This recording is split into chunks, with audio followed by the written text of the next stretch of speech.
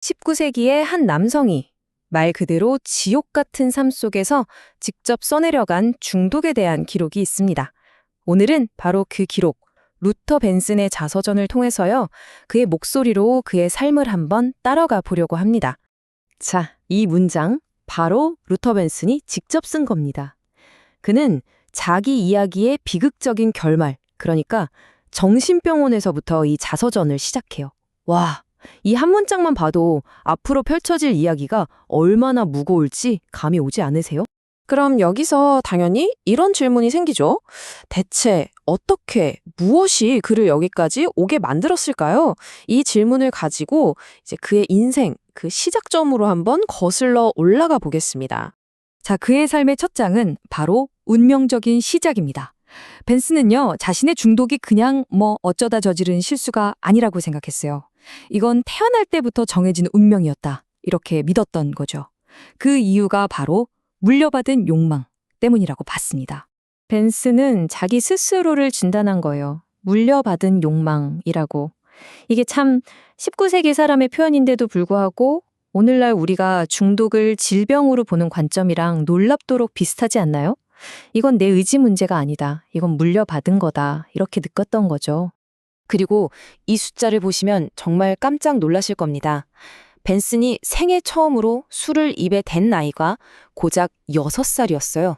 6살. 물론 그 당시에는 지금이랑 술에 대한 인식이 많이 달랐다는 걸 감안해도 이건 정말 너무 어린 나이죠.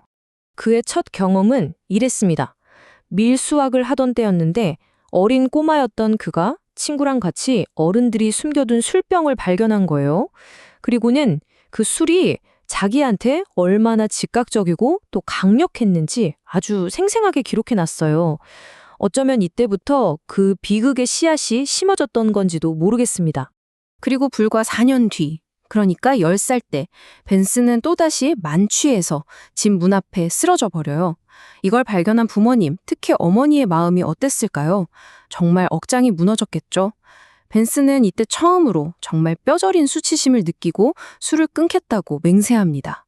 하지만 이게 바로 그의 첫 번째 지켜지지 못한 약속이 되고 맙니다.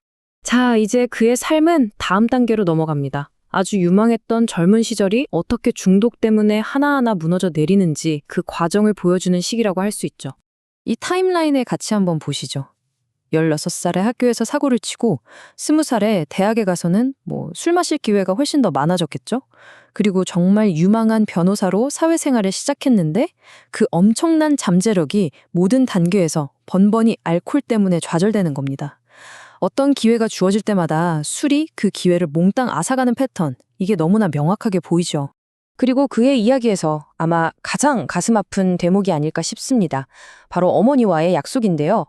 그는 돌아가시는 어머니의 임종을 지키면서 정말 굳게 다시는 술을 마시지 않겠다고 맹세합니다. 하지만 그 결과는 정말 끔찍했습니다. 그는 그 맹세를 2달도 채 지키지 못했어요. 이 고백을 보면 그가 평생 짊어져야 했던 그 죄책감의 무게가 얼마나 어마어마했는지 그대로 느껴지는 것 같습니다. 자, 그리고 이 데뷔를 한번 보세요.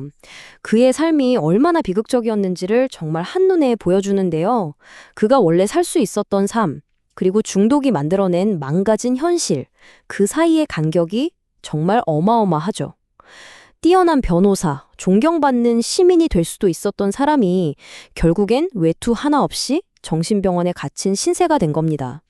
이 극명한 대비가 바로 알코올이 가진 파괴력을 그대로 보여주는 거죠. 자, 이제 이야기는 절정으로 치닫습니다. 벤슨의 끝없는 추락은 결국 진전선망이라고 불리는 아주 끔찍한 상태로 이어지게 되는데요.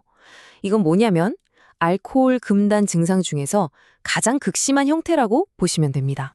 지금부터 그가 뭘 봤는지, 그가 겪었던 그 환각의 혼돈과 공포를 그의 목소리로 직접 한번 들어보시죠. 그의 눈에는 길거리가 온통 살아 움직이고 울부짖는 사나운 짐승들로 가득 차 보였습니다. 근데 공포는 여기서 끝이 아니었어요. 갑자기 문간으로 사람 시체가 튀어나와서는 뻣뻣하고 차가운 모습으로 자기 앞에 딱 버티고 서 있는 그런 끔찍한 환영까지 보게 된 겁니다. 그리고 마침내 그는 현실과의 연결고리를 완전히 놓아버립니다. 수많은 악마들이 방으로 막 몰려들고 이제부터는 그 악마들이 자기의 동반자가 될 거라고 믿게 된 거죠. 바로 그가 지옥이라고 표현했던 그 상태로 완전히 빠져들어 버린 순간입니다. 자, 이제 이야기의 마지막입니다.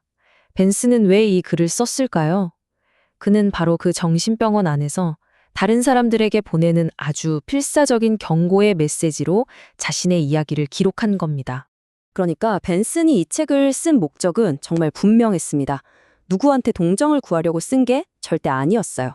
오직 자신의 이 끔찍한 경험이 다른 젊은이들이 자기와 같은 길을 걷는 걸 막아주는 그런 경고등이 되길 바랐던 거죠. 그리고 이 문장이 바로 벤슨이 남긴 마지막 절규입니다. 이 경고는 100년이 훌쩍 지난 지금 우리가 들어도 여전히 그 힘이 느껴지는 것 같아요. 그의 지옥 같았던 15년, 그 시간은 과연 우리에게 어떤 질문을 던지고 있을까요?